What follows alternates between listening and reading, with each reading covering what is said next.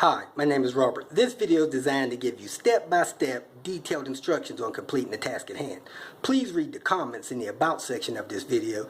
It has valuable information and updates. My YouTube channel has a disclaimer video that I encourage you to watch. And please like, share, and subscribe. I hope you found what you're looking for. Thank you very much for watching. Today I'm dealing with this 2001 Cadillac Seville SLS, I believe it is. It's got the V8 Northstar motor in it, and it's having a misfire number 2. It's got some kind of fan error code, and it had a menu of other codes that I cleared. They drove it yesterday. I'll see which ones come back. Okay, when I scan for codes, I got 2 codes. One code is this PO481, which is some sort of fan system code.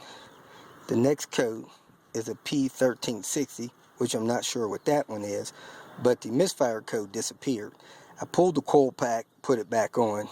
That was it. So that code should not have cleared, but I'm going to go ahead and pull the plugs and see what it looks like.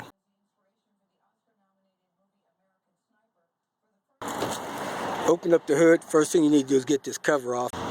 Those 2 bolts are 13 millimeter. Carefully lift it up, set it aside. Now the misfire was at number 2, which is here. This car is set up with the motor set sideways in there. 1, 3, 5, and 7 is in the back. 2, 4, 6, and 8 is up front. The coil pack is a whole assembly that runs 4 cylinders at a time. You can't get this front coil pack off without removing this dust shield here, this front cowling. So you want to pull the clips, which these are already missing, lift that up and set it out of the way. Next, this coil pack assembly has 8 bolts. I believe they're all 10 millimeter. You got 1, 2, 3, 4 here, and then 4 along the front edge.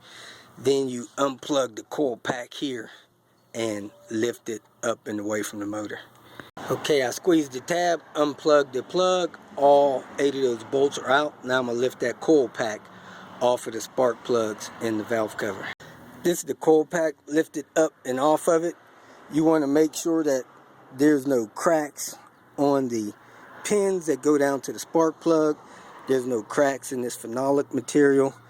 And really, coil packs normally last about 150,000 miles before they start having issues. So this car has just under 160, probably do. But we're going to go ahead and pull this spark plug. So I'm going to pull that boot out of there, take that spring off of there, which probably should have still been attached to this coil pack, and then remove that spark plug.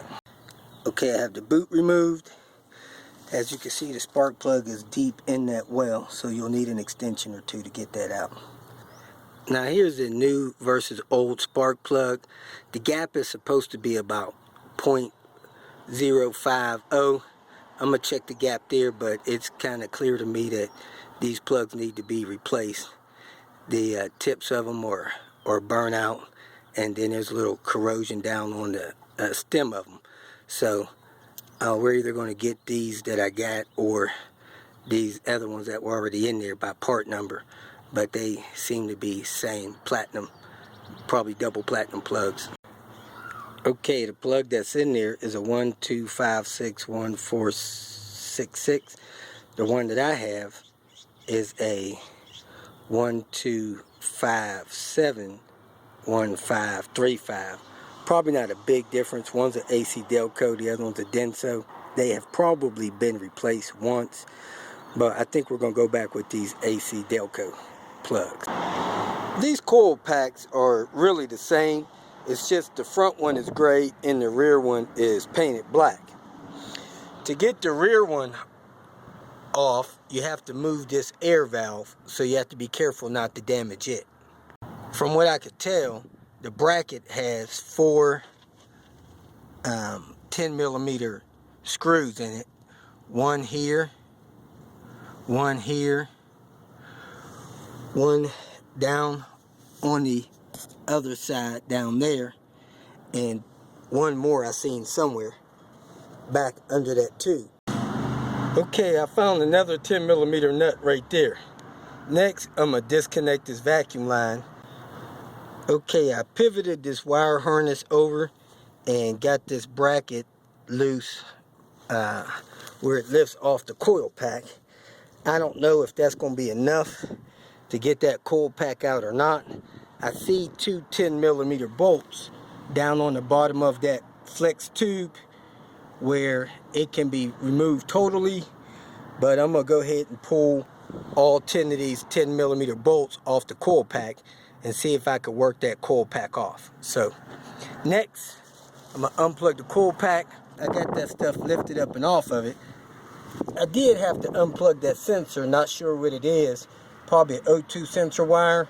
I had to unhook it from the bracket because it was in the way of one of the screws.